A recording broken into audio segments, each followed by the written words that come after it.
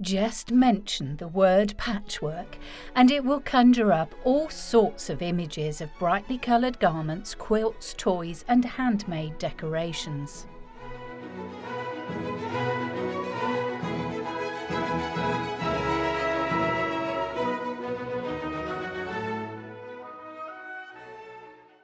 Usually loaded with nostalgia, patchwork is, by its very nature, a labour of love, and as it uses old scraps of material to create new, you can guarantee that every patch tells a story.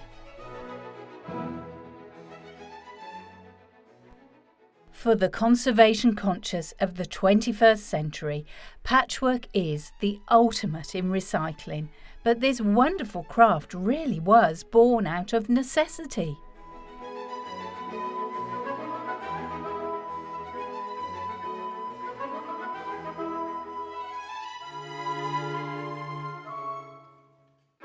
Today we choose to use patches to sew with, but in times of adversity down through the ages, it was a necessity.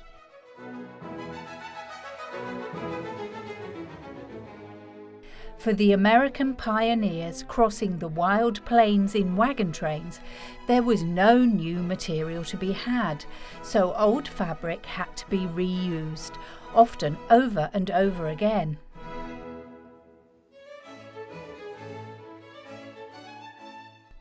Even in more recent times, during World War II in Britain, when clothes were rationed, patchwork enjoyed a fashionable revival. So it goes without saying that taking up patchwork will not cost you a fortune to get started, and what's more, as you progress, it won't cost an awful lot more, and you really will be able to produce the most beautiful craftwork to bring you pleasure and satisfaction and delight your family and friends. Despite the great popularity of patchwork today, exactly where and when the craft began has been lost somewhere in the mists of time, but some sources point to patchwork being carried out as early as the Stone Age. This is not to say that early man made wonderfully crafted quilts and bags, far from it. Patchwork was seen as a way of repairing old clothes. When an item of clothing wore out in a specific spot, a new patch of animal skin would be sewn over it so that the garment could carry on being worn, and thus the craft of patchwork was created.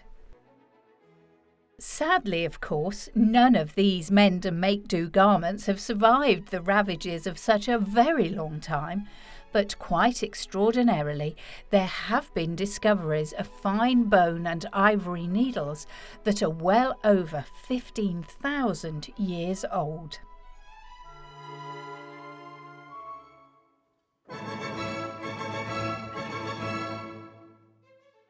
Throughout the centuries, the essential craft of patchwork began to be rightfully appreciated as more of an art form, and one of the earliest examples of this dates back to around 980 BC. A beautifully adorned patchwork funeral tent canopy was made for an Egyptian queen, sewn from gazelle hides, and was covered with dyed serpent motifs, lotus flowers, and other traditional symbols.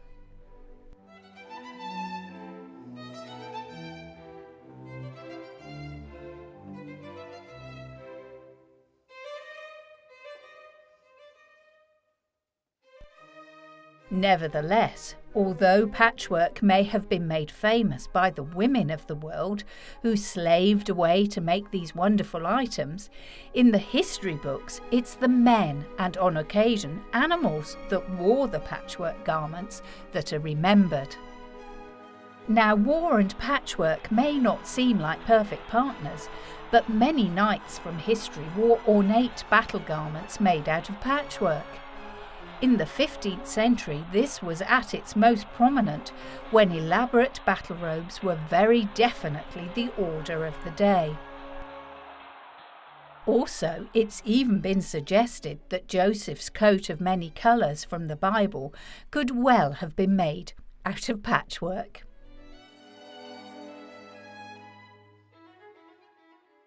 There are plenty of prominent examples of patchwork in history, but none have been more significant to the craft than the work of the women of colonial America. Learning the art of patchwork was a huge part of a young American woman's upbringing, as her education was centred on homemaking and motherhood rather than formal education. In fact, it was expected that a young girl should have made 12 patchwork quilts before meeting the man she would marry, and then actually create a 13th between the engagement and the wedding. Looking at the work in this modern patchwork quilt that was done by machine, you can only imagine how many hours these girls spent sewing patchwork. Today, thankfully, patchworkers can sew at their own pace, and learning the craft couldn't be more relaxed, and to prove the point, we'll show you precisely how it's done. The fundamental tools required are very few because, as we've already heard, patchwork began with scraps of material sewn together. So with a pair of scissors, needle, thread and a bag of old clothes, you really do have all you need to get started. However, if you actually want to take up patchwork to create beautiful works of art, the world quite literally is your oyster.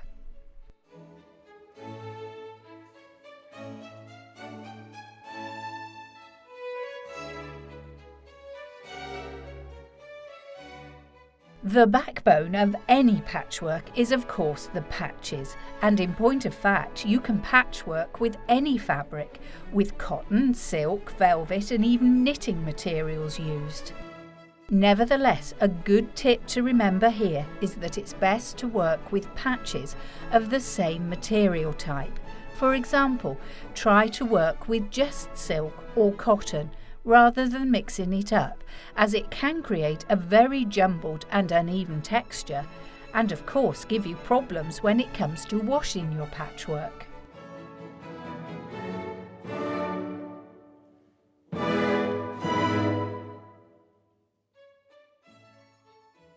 It's generally accepted that the most suitable fabric for patchwork is firmly woven opaque cotton, but as you become more confident with your patchwork, you'll be able to experiment with anything you like.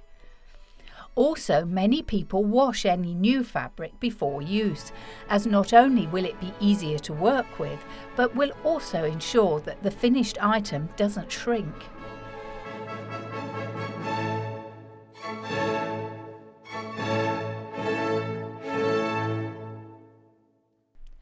Buying material can be very expensive, especially when you have to purchase large quantities of fabric just to get the one patch that you need, and this is where a good arts and crafts or fabric shop will really come into its own.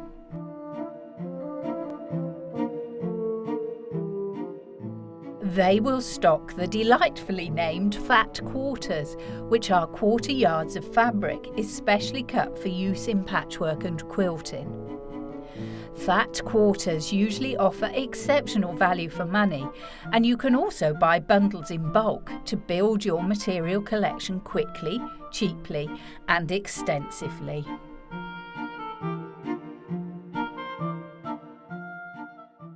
Next, we'll move on to needles, and as you'll see when you get to your craft shop, patchwork needles are usually smaller than normal hand sewing needles and also have a much sharper point.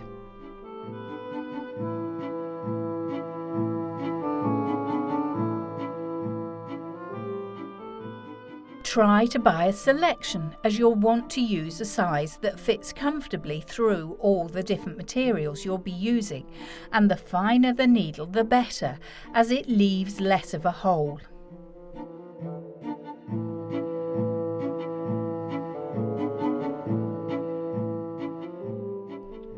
A wide choice of thread is also very helpful, so try to have a large number of colours at hand, which will mean you can pick the best one to match, complement or blend into your fabric.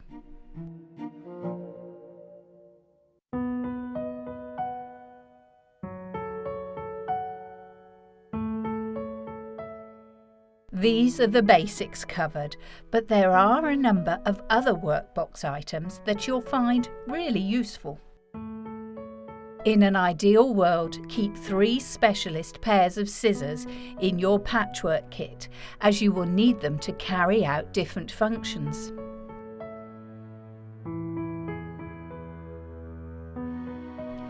First of all, a sharp pair of fabric scissors will be essential for cutting material. Then you'll need a good pair of paper cutting scissors for making templates.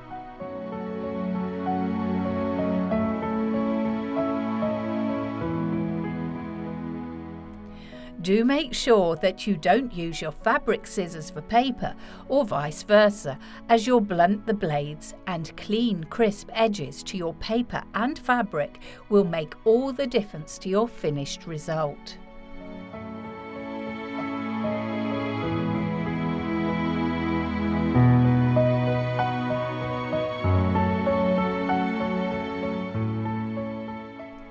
Lastly, you'll need a pair of embroidery scissors, which will make snipping the ends of the threads and neatening up edges much easier than using larger fabric scissors.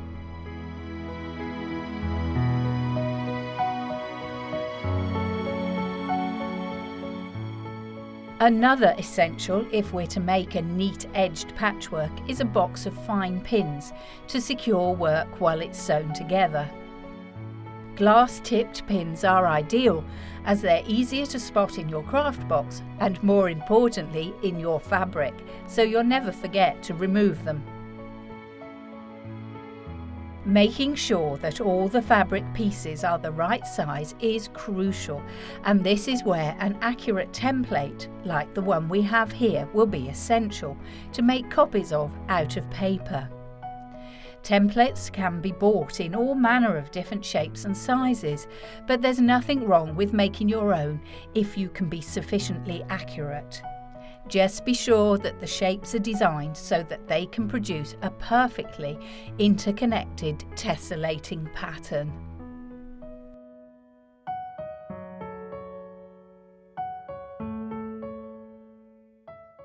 Last but not least, many patchworkers swear by a thimble to stop any unnecessary pinpricks, and whether you use one or not depends on how confident you are with your needlework. It's really important to get your stitches placed perfectly, and you can end up with sore fingers, so it's worth considering.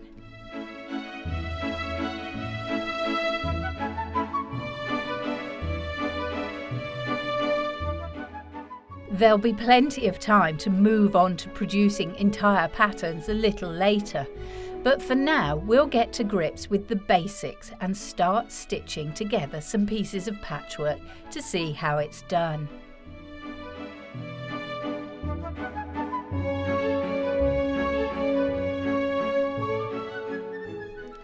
There are 2 main methods used for patchwork, known as English and American.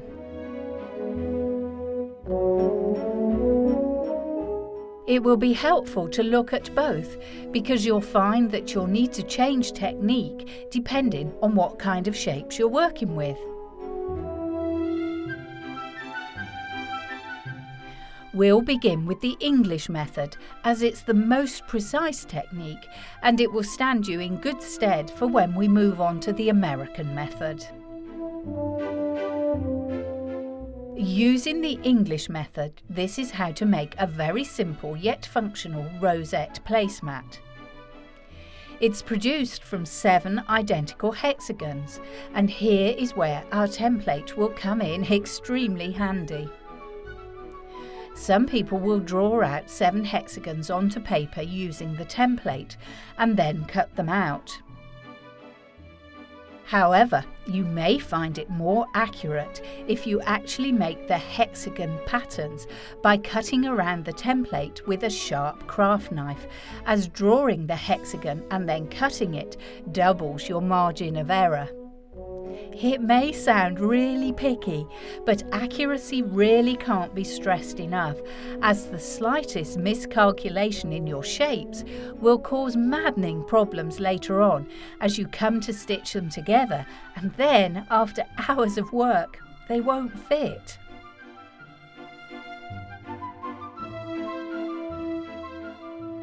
Now, before we move on to cutting the fabric shapes, it's a good time to mention that if you can't get hold of a template, then squared paper is just as good, if not better, sometimes.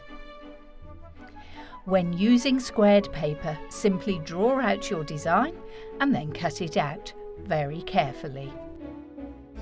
An added bonus is the fact that you can mark out which colour fabric goes where, so that you can be sure of an aesthetically pleasing finished design. Quite a preamble, but now we have our paper shapes and are all ready to go, it's time to cut out our fabric shapes. You need to cut the fabric slightly larger than the template so you get enough of a turnover. The best thing to do is to pin the template on the back of the fabric to hold it firm, and if you have enough fabric to cut out lots at the same time, you can make sure that the grain of the fabric is all facing in the same direction and minimal material is wasted.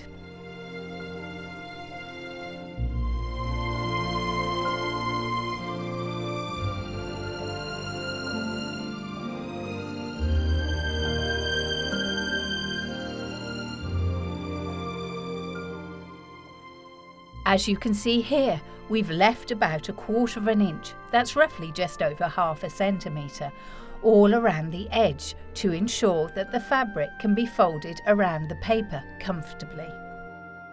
The next step is to temporarily secure the fabric to the template, and to start with you may find it easier to pin first.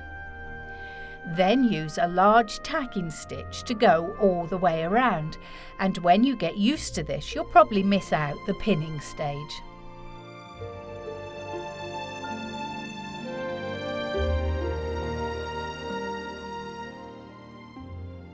Very simply stitch all around the hexagon like we're doing here, and when you've finished, the fabric hexagon should be held very securely by the stitches, so remove the pins if you've used them. The method that we've just learned is known as basting. However, it's nothing to do with cooking as the name suggests. Basting is the process of using a large running stitch to loosely hold the material together, and you'll see this written in a lot of patterns, magazines and needlework books. One tip here is to pay special attention to the corners and keep them as flat as possible, otherwise your finished patchwork will be rather lumpy.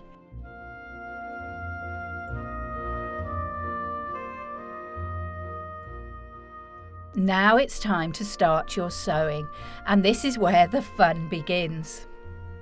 Before you start stitching though, place your design on a flat surface so that you can see which one needs to be sewn where.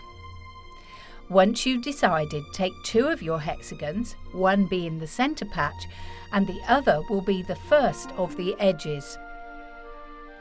Place them very accurately edge to edge so that the paper is facing out, and you may also want to pin these together if you feel you can't hold them securely while you're sewing.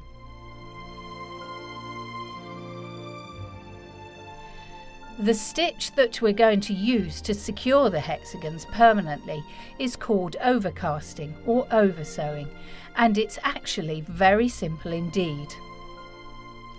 Just remember to keep the stitch as small as possible, which will not only help keep it hidden, but also ensure a really strong bond is made. Start at one end of the hexagon and insert your needle through both shapes. Ideally, you should try to pick up only 1 or 2 threads of the fabric of each shape without touching the paper, just as you see here.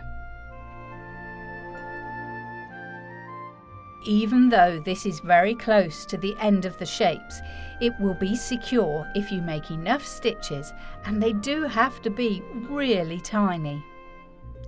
Simply carry on oversewing all the way along the hexagon edge until the whole side is fixed.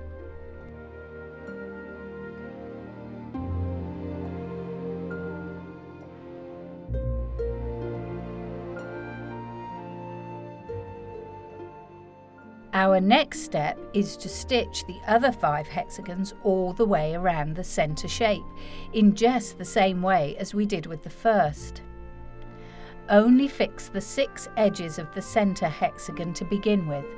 We'll be moving on to sewing the outer shapes to each other in just a moment.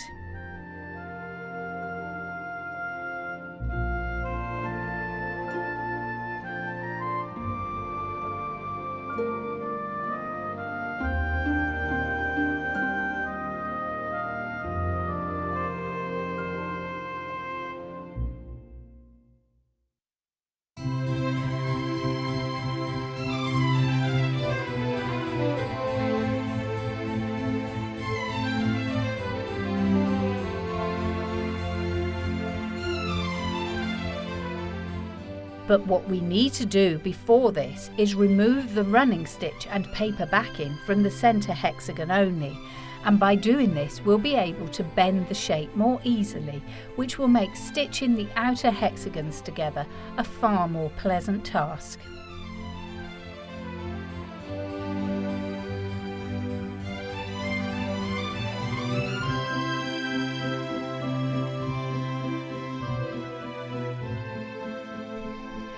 Now it's just a matter of sewing all the outer hexagons to their neighbouring shapes, so we create this hexagon flower pattern.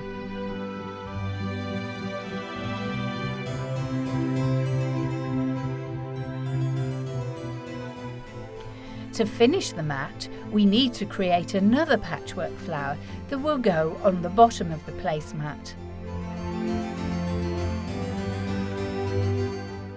Again, we can use the same colour scheme, or you can always try something different so that the finished placemat is reversible. With our 2 stitched flowers all but complete, we can begin to sew them together. All you have to do is place them face to face with the papers on the outside and begin to oversew all the way around the edge.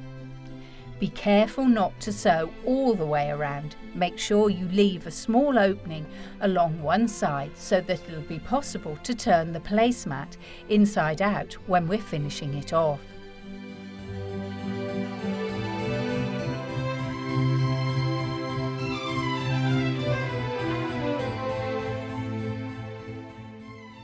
You should now be able to remove the running stitch and paper, and with a little luck it will hold itself together nice and securely.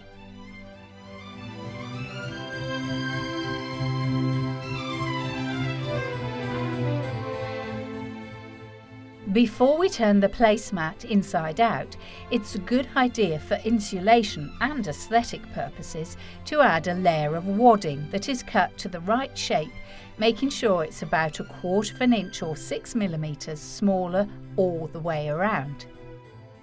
Lightly stitch it to one side of the placemat, ensuring that you only sew it into the overlap edges so that the stitches do not show on the top side of the mat.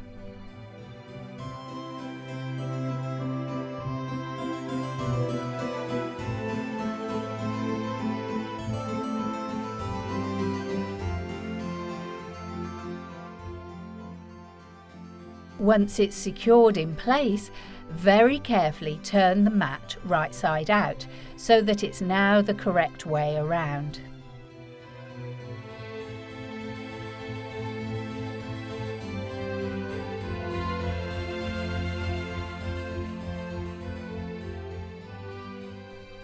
Sew up the small gap with tiny stitches like we're doing here so that you can hardly see the thread, and if you follow all these steps you'll just have created your first patchwork product. In a very short space of time, absolutely anybody, seamstress or complete novice alike, can have created a very attractive, unique and inexpensive table mat that will last for years. And of course, as soon as you're ready, make another 5 to finish off a set of 6.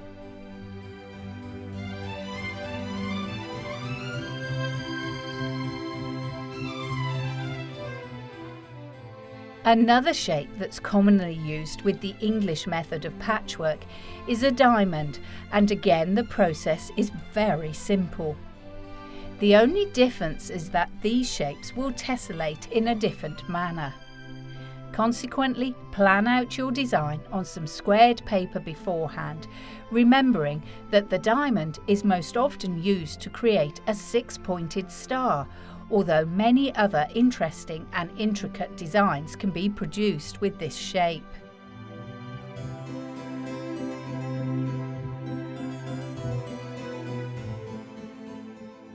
With the English method swiftly learnt, we can now move on to the American patchwork method, a process that works perfectly with squares and triangles. We'll start off working with squares by making a very simple 3x3 patchwork sheet that can be quilted onto a pillowcase when complete. As always, mark out your design on some paper first. As we're using blocks, draw out your design on squared paper and work out which colours are to go where. We're going to make our squares about 2 inches, roughly 5 centimetres in size. If you've got a metal or plastic template that's this size, then that'll be very handy. If not, you can quickly make a template out of some stiff card. With an embroidery pencil, draw around your template on the back of the cloth like we're doing here. Before you cut them out, it's essential that there's a clearance of about 1/4 inch or 6 millimetres in metric all the way around the squares.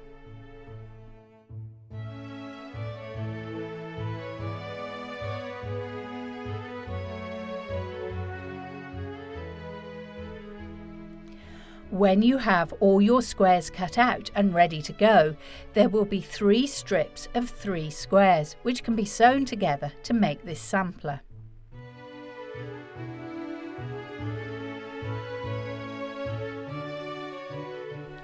OK, take 2 squares and place them perfectly back to back, and then pin them together so they don't slip or move around at all. We're going to use a tiny running stitch all along one side of the square to sew the 2 together. Make sure that the needle goes through both of the pencil lines so that they are precisely secured in the same place. When you're at the end of the line, secure the thread by completing a couple of back stitches, and this will hold everything firmly in place.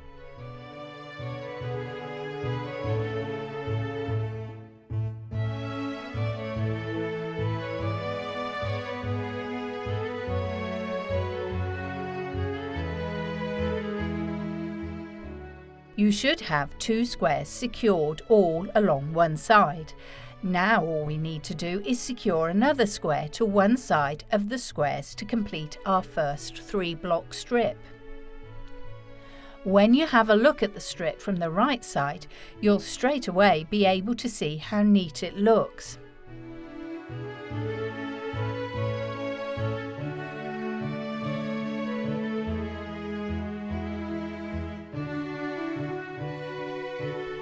Make the other 2 strips in the exact same method so that we now have 3 strips ready to stitch together to make a complete square. The strips are attached to one another in the exact same way as we did with the individual blocks.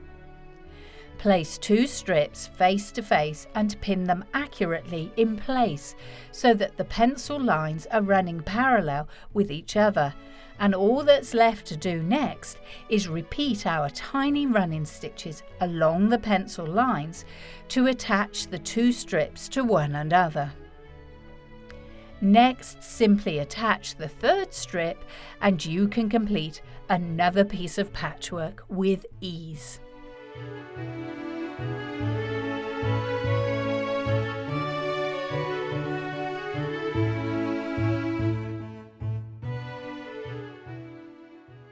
The American pieced patchwork method is used for all manner of designs, and once you get the hang of it, it's actually quicker than the English method, as there's no need to make templates and stitch them in. One good tip is to press out the seams on the wrong side of your patchwork so it lies smoothly if you stitch it onto a backing. It's useful to practice both techniques as you'll be able to create a whole range of patchwork items. Now we've got the basics well and truly covered, it's very much a case of deciding what you want to make out of patchwork and the different designs that are around for you to use. A style that has been used for centuries and is almost the definitive design when you think about patchwork is called log cabin. Championed by the many homesteaders of America, the log cabin design is still extremely popular today, most probably due to its ease of production and striking effect. The log cabin is always made up of a number of rectangular blocks, and these are used to create different shapes and patterns. And here's how to do it. As before, we'll design our log cabin on a piece of squared graph paper. To ensure that we have it all worked out correctly, we're going to make our block an 8-inch square, as it's a good size to work with comfortably, and produce a sampler big enough to be sewn on a cushion. The finished product that we're aiming for will look like a number of squares, one inside the other, getting larger and larger. For a sampler of this size, we are aiming for one 2-inch centre square, surrounded by 3 larger squares.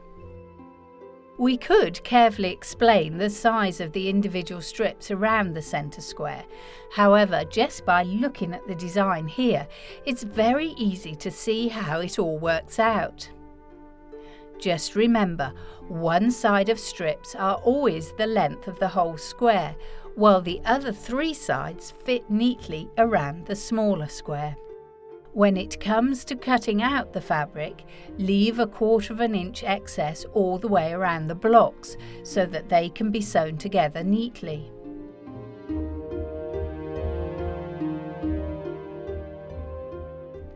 All we have to do now is stitch the sampler together, starting in the centre and working our way out.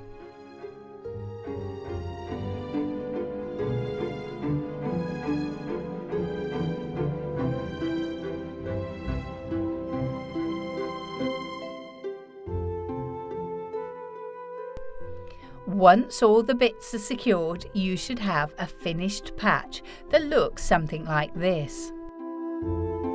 A log cabin quilt will consist of many of these blocks, all sewn together to make the larger finished product. As you'll soon discover for yourself, there can be many different designs using log cabin, and they all derive from this one simple method. We haven't really had a chance to touch on the subject of colour matching yet, and as our patchwork examples get a little more advanced, it's a good time to mention the importance of colour awareness. It's a great idea to have a look at a colour wheel just to give you a basic understanding of colour theory and how colours can complement or contrast with each other. There is an awful lot written about colour theory, although for now all we need to understand is that certain colours go with one another and others sadly do not. It's generally thought that if you want a strongly contrasting scheme, go for colours that are opposite each other on the colour wheel, and if you wish to have colours that blend well with each other, choose colours that are next to one another on the wheel. This will all come with practice, and before you know it, you'll be a veritable expert at colour coordinating your patchwork. As you begin each project, lay your materials in front of you and try to pick a few colours that really complement each other to create the mood that you're after. Here's a really nice design called clamshell, and you can really put your colour skills to good use with this style of patchwork. This is a departure from the straight edges we've been looking at because it uses a circular shape, But don't panic, it isn't difficult. With just a little know-how, the shapes fit together perfectly.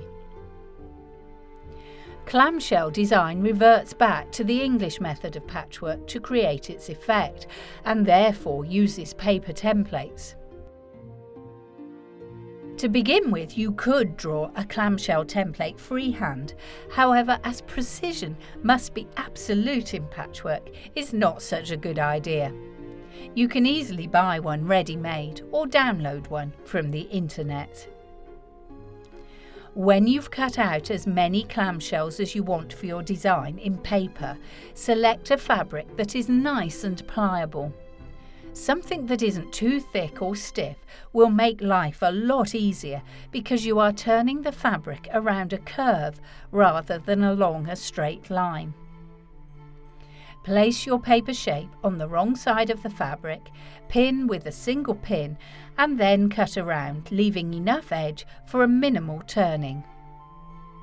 This is one design that you don't want any excess bulk with, so give yourself only what you absolutely need.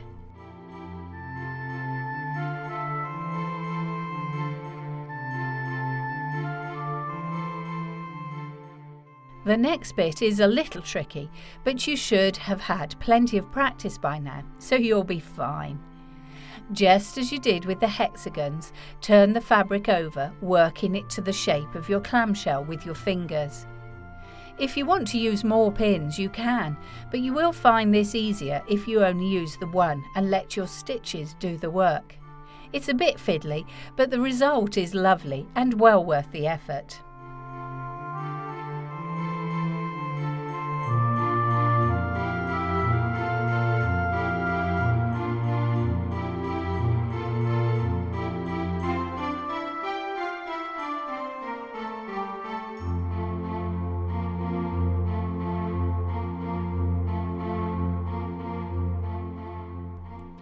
Now we have a number of completed patches ready to stitch, and with this design we work from top to bottom. Take care as you stitch in each clamshell to keep the design in line, and you'll be pleasantly surprised at how quickly the clamshell design will grow. When complete, you can applique your patchwork piece onto a cushion or anything you like. And of course, with these delightful curves, this clamshell design is particularly enjoyable to quilt. This is really good practice for our next design that's known as Cathedral Window, and although it doesn't really fit into either the English or American methods that we've already learnt, it really is worth doing as the end result is truly stunning. We're going to need two different fabrics for this, the first being the backing that creates the borders to our windows and should therefore be a fairly plain colour. The second fabric will be inserted into the windows, so it needs to contrast with the backing material. For our sampler, we'll start off by cutting out 4 squares of the backing material that measure around about 9 inches or 23 centimetres in metric. They do seem quite large, however it does make it much easier to learn the method with bigger pieces. As always, leave a small seam allowance all the way around, and after you've cut them out, fold it over and hem all 4 sides neatly with a small running stitch.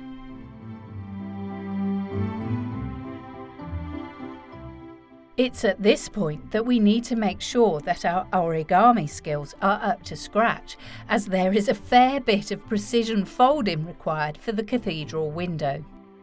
Take your first square and make sure that the wrong side is facing you, with the front of the material table side down. Now what we need to do is fold all 4 corners into the middle so that we create a new smaller square. It does sometimes help to press the folds very lightly with your iron to keep them accurate.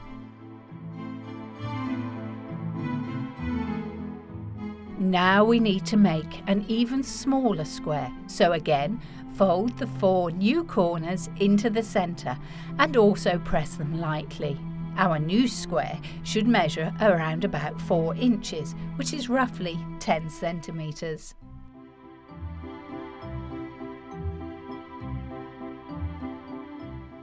To secure the square, oversew neatly through the middle with a single cross stitch that will ensure your square doesn't unfold. Repeat the method for the rest of our larger squares, and that's the most complicated step completed. Next, just as we stitched the hexagons together earlier, we need to do the same here, so using tiny stitches sew all 4 blocks to one another to produce one large 2 by 2 square.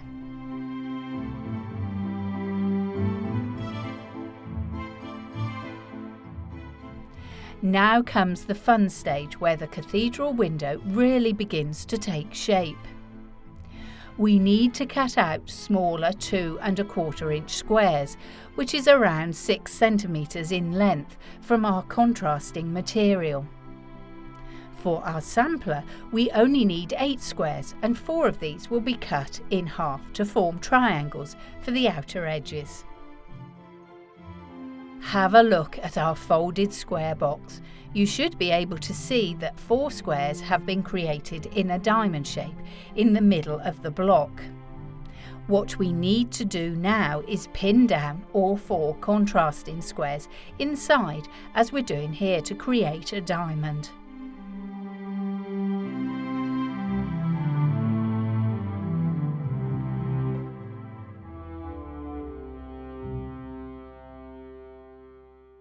All we have to do now to finish the window is very simply pop over the edges of the folded squares to create the window effect, and with tiny stitches hem everything in place. Now just carry on all the way around your window until you have totally framed the colourful centre with the rounded border. For the corners we do exactly the same, except these are only half squares, and for the very outside edge, just hem the triangle neatly to secure it in place. And there you have it. With just a few simple steps, you've created a piece of cathedral window patchwork. Cathedral window is one of those classic designs that people never seem to tire of, and it will undoubtedly continue to be just as popular for many years to come. However, there are designs that do seem to go in and out of fashion during particular eras. A method that has enjoyed something of a resurgence in popularity over the last few years is free patchwork, which was much loved by Victorian ladies when it was better known as crazy patchwork. Crazy patchwork was a huge phenomenon during Queen Victoria's reign and was so popular with the women of the age that almost everyone was stitching it. Crazy patchwork even continued as the 20th century dawned and Queen Victoria's long reign came to an end with her death, because some tobacco companies cashed in on the phenomenon by placing small scraps of free silk in their cigarette packets to entice people to buy them.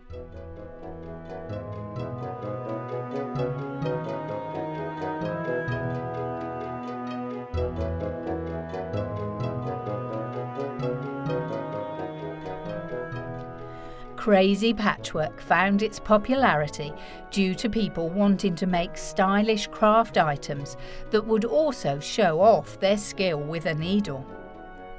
Today, free patchwork has found a new generation of stitchers wanting to see how creative they can be with their patchwork. Many wonderful artworks are produced with this method, and the work in progress that we have here shows the superb effects that can be created with it.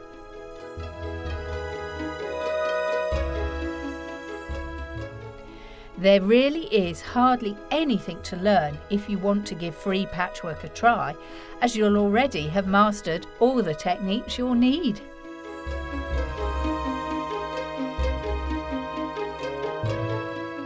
Nevertheless, the one skill that you really must acquire, and it may take some time, is the ability to produce a pleasing composition with the random shapes and colours that you'll be using. Now, how you create your piece of patchwork art is entirely up to you. Some people like to use scraps of cloth that are found at the bottom of their material box, while others prefer to buy ready prepared scraps, or in some cases use a combination of the two. Once you have your scraps, it's just a case of cutting them and tessellating them so that they all fit perfectly together.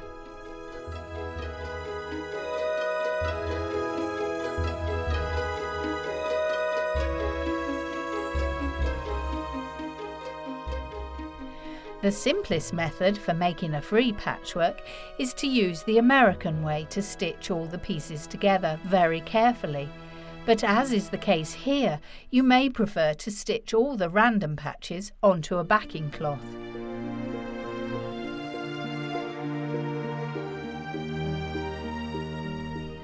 Free patchwork, however, goes hand in hand with embroidery and different sewing techniques. As you can see here, the creator of this cushion cover has used some very thick overstitching to really bring out the patches.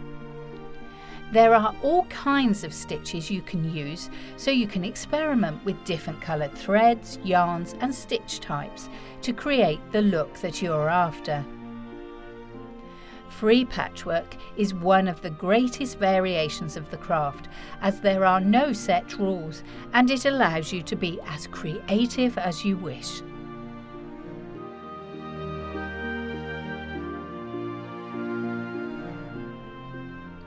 The same principle applies, however, with all the different patchwork designs and patterns.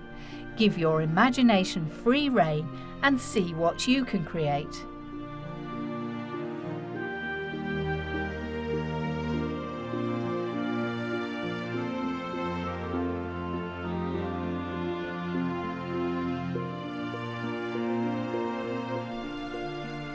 Use your graph paper to produce your patterns with different shapes and you won't go far wrong. The interlocking block, which looks like a complex spiralling wave pattern, is in fact only made out of a number of contrasting squares and triangles placed in a certain way.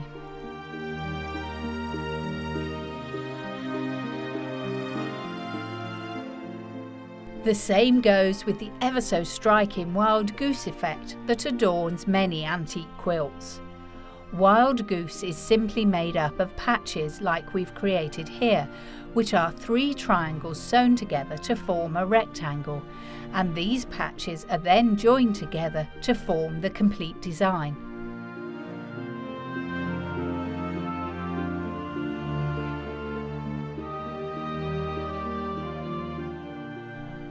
So after you've mastered the traditional techniques, why not give designing your own patchwork styles a go?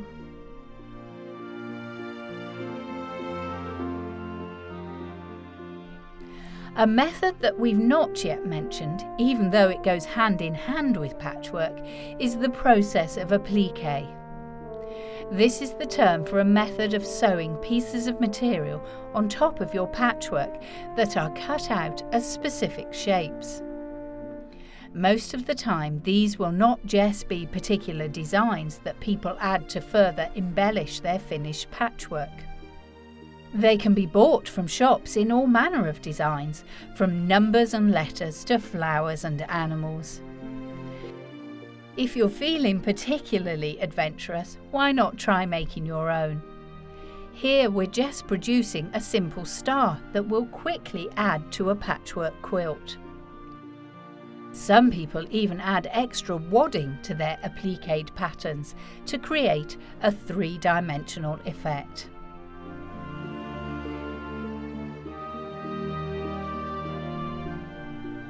You don't even have to sew these on by hand, and this also goes for almost all the patchwork techniques we have learnt throughout this programme, as more and more people choose to use a sewing machine to complete their artwork.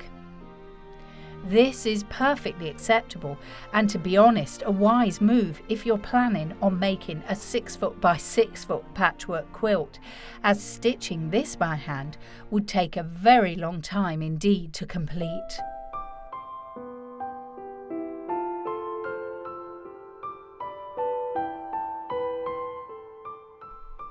Beware though that a sewing machine is only really best suited for straight lines. When stitching curves, it's best to do these by hand, but of course if you're an expert with your sewing machine, then there are no set rules to stop you using it for circles and curvy bits if you want to.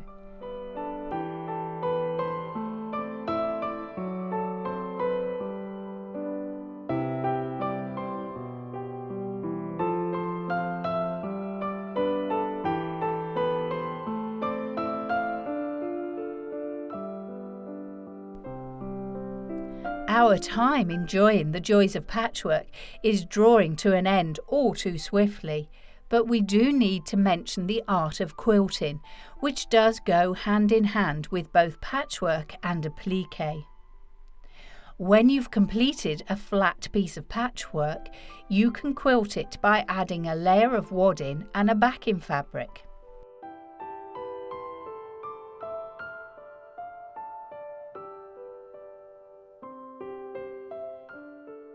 Pin together and then gently tack a grid so that everything stays where it's supposed to.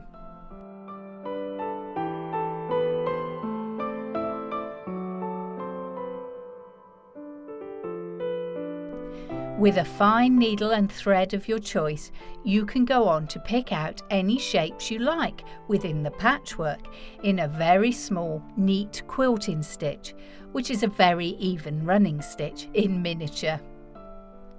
The effect is beautiful and will make your piece of sewing very tactile indeed. There is, however, much more to quilting than this, and if you get hooked on patchwork, you'll definitely want to find out more.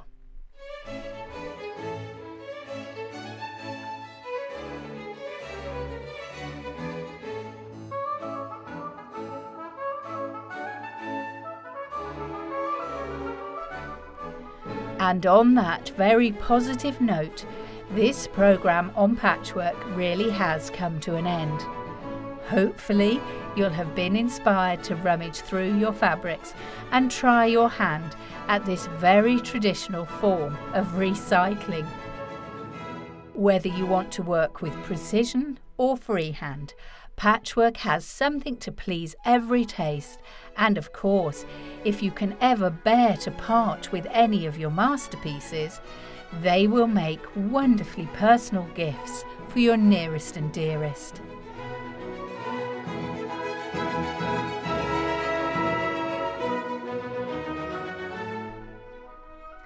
Start small and your patchwork projects will quickly grow, especially if you join forces with other patchworkers for a bit of social stitching, which will prove to be one of the greatest joys this incredible craft has to offer.